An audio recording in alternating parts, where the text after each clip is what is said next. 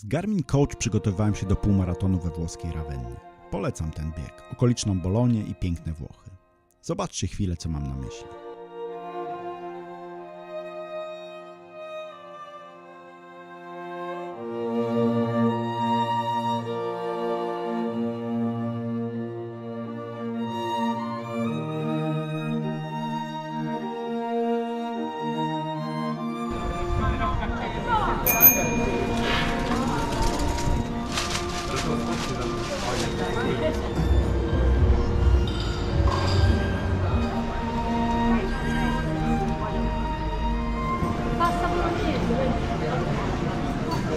Miałem jednak dylemat dotyczący oceny efektywności i skuteczności tego planu. Założonego celu nie zrealizowałem, ale niekoniecznie to była wina planu. Ale wszystko po kolei.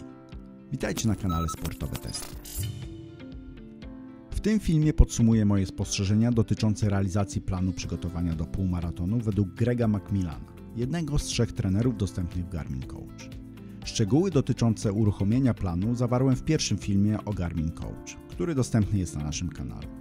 Wybrałem program 12-tygodniowy, choć na jego realizację miałem 11 tygodni. Plan rozpoczynał się biegiem wzorcowym, który miał określić moją dyspozycję wyjściową i na tej podstawie ustalić dalszy przebieg treningów.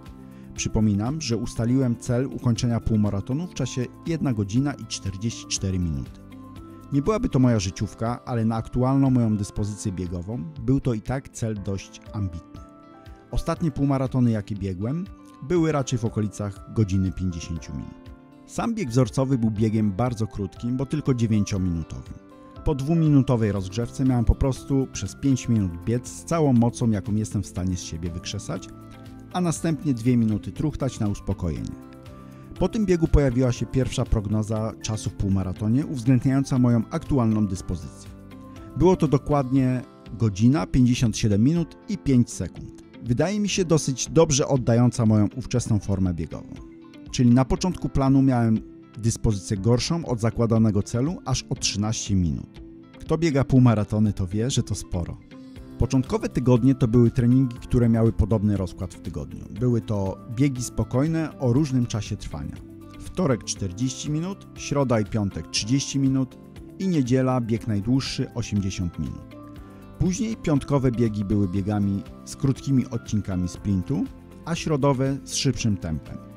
Wszystkie zalecenia treningowe były na tempo i czas, czyli na przykład jeśli miałem do zrobienia bieg z spokojnym tempem, to miałem 20 minut biegu w tempie 5:33, a 6-10 minut na kilometr. W takich jednostkach treningowych miałem też propozycję dodatkowego biegu w tym tempie.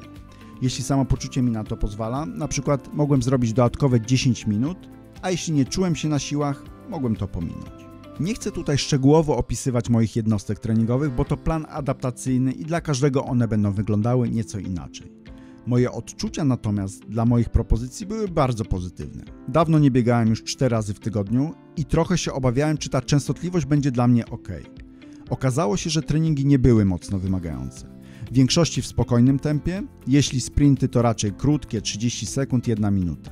Ale z drugiej strony treningi były urozmaicone, przez co z chęcią na nie wychodziłem. Dawały dużo satysfakcji i działały motywująco. Treningi niedzielne z reguły były treningami dłuższymi, ale nie w tempie docelowym startu, tylko sporo wolniejszym.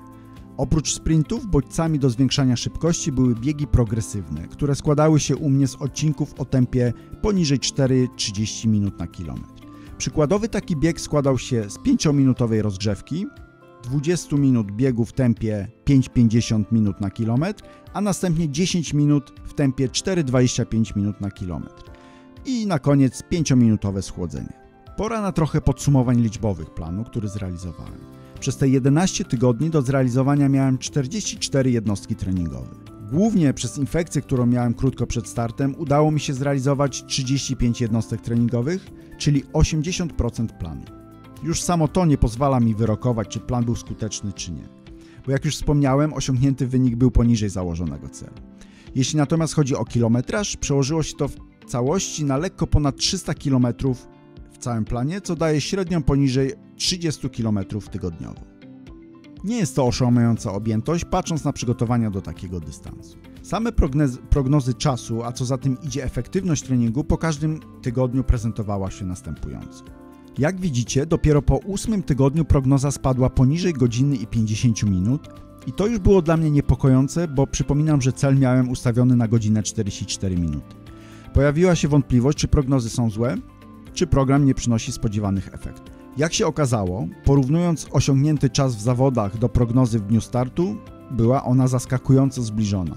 Garmin niemal idealnie zaprognozował mój czas. Aż przez chwilę zastanawiałem się, czy ta prognoza nie wpłynęła na moją podświadomość, także stała się samospełniającą się przepowiednią. Ale chyba nie. Podczas startu dałem z siebie wszystko i się nie udało. Do 14 km biegłem zgodnie z planem, ale na tyle wystarczyło mi sił. Dalsza część dystansu była już walką ze zmęczeniem.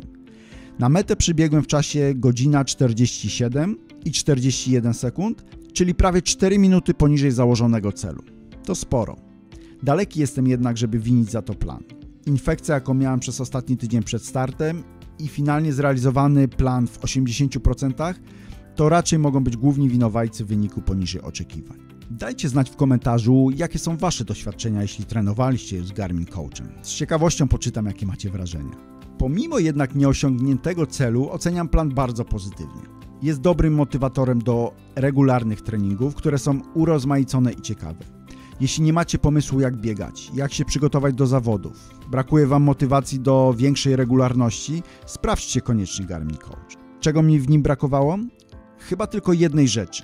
Żeby były w niego wplecione treningi uzupełniające dotyczące rozciągania, mobilności i tym podobnych rzeczy.